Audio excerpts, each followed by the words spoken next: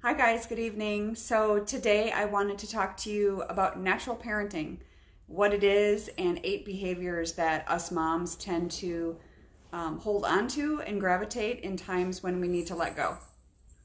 So for those of you that don't know me, my name is Sally Harris, and I help desperate moms of defiant adult children.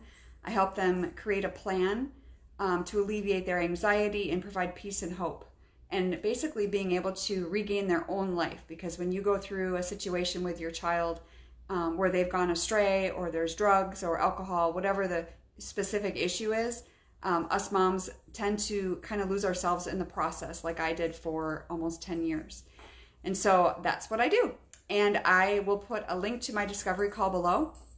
And I would love to hear from any of you moms that are struggling with that. So the 8 aspects of natural parenting. So what is natural parenting? As I mentioned yesterday, it's really, it's unconditional love. It's the nurturing aspect that we automatically have, most of us, with when we become a parent. And it's the attachment bond that we form with them. But as they become adults, we have to kind of break those ties a little bit, and it's difficult. And so there's 8 different behaviors that I wanted to talk about that I think are pretty important as far as things to look at and things to break when being able to function with your adult child and for your own good and theirs. So the first is enabling, whether it's financially or not letting them experience consequences of their actions. Because when we're able to allow them to see the consequences of their actions, then that leads to responsibility and accountability. If they don't have to be accountable to anyone or responsible for anything because you're doing it for them, that's not teaching them anything, right? So number 2 is codependency. I'm sure you've heard of that word. I think we're all somewhat a little codependent on our kids as they get older. And this is one that you really want to keep a close eye on. So this gives the parent, so it's giving the mom a feeling of accomplishment. Actions are often driven by good intentions and the need to feel needed. And if your adult child, maybe you have kids in the home that some of them have graduated high school or left the home or moved out, whatever, it's weird, especially when that last one goes. It's just kind of a lot of the dads are like, yay, empty house, it's awesome. And most moms are crying. Now, sometimes the tables are turned, but in my case, I actually lost, literally lost both of them around the same time. One went to college and one went to a program, and I wasn't prepared to lose both of them at the same time. So that can definitely throw you for a loop. The third one is cheerleading, and I mean that like excessive cheerleading for your child.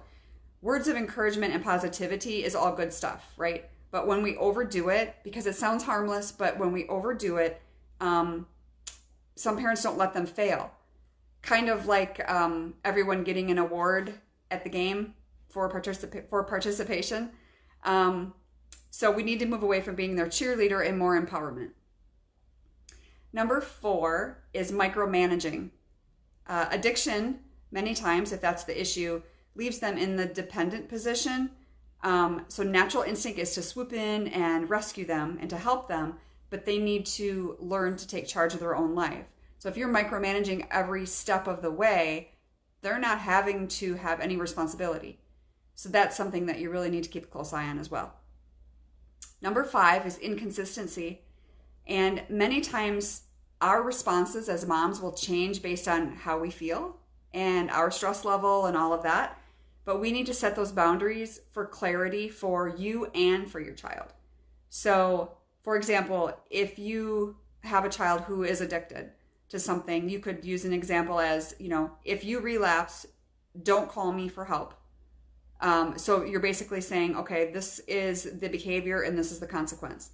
Or if you're using drugs, don't call me.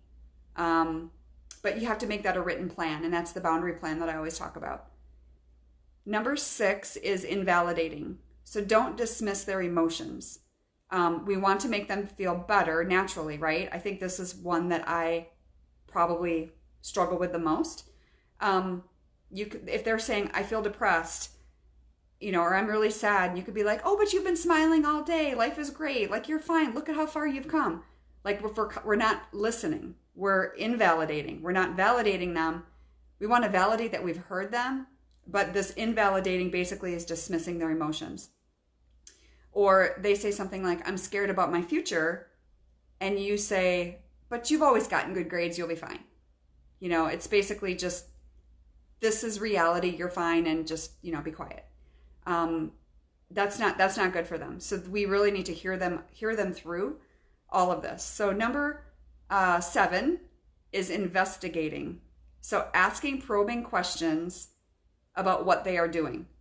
So how many of you moms, and I've said a few times, you may have heard me say that a desperate mom is better than the FBI, and that's no joke. Like, that was me. And I was Miss Investigator, and I found out probably more than I wanted to find out. But at the end of the day, if you're constantly, and I don't mean necessarily just being an investigator, but probing them for questions, a lot of times too, is not only probing them for questions, but asking them questions. Sometimes I think this doesn't directly relate, but I just thought of this as asking them questions that you already know the answer to. Basically giving them an opportunity to lie. If you already know the answer, don't ask them. State the fact, but don't ask them. I think as moms, as parents, we do that, and then we get angry because they lie to us. So number 8, the last one, is constant advice giving. Give it only when asked. That's much easier said than done. I try really hard at that one too. And even with my other kids, I will say, do you want my advice?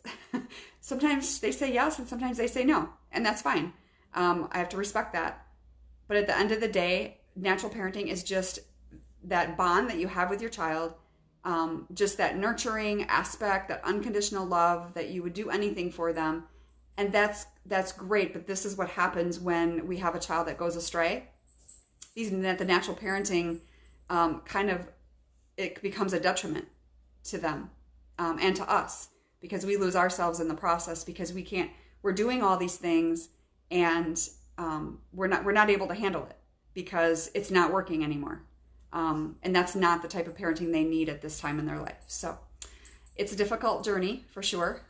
If you are a mom struggling, I would love to hear from you, and I will put that link below, and I'll see you soon. Thanks.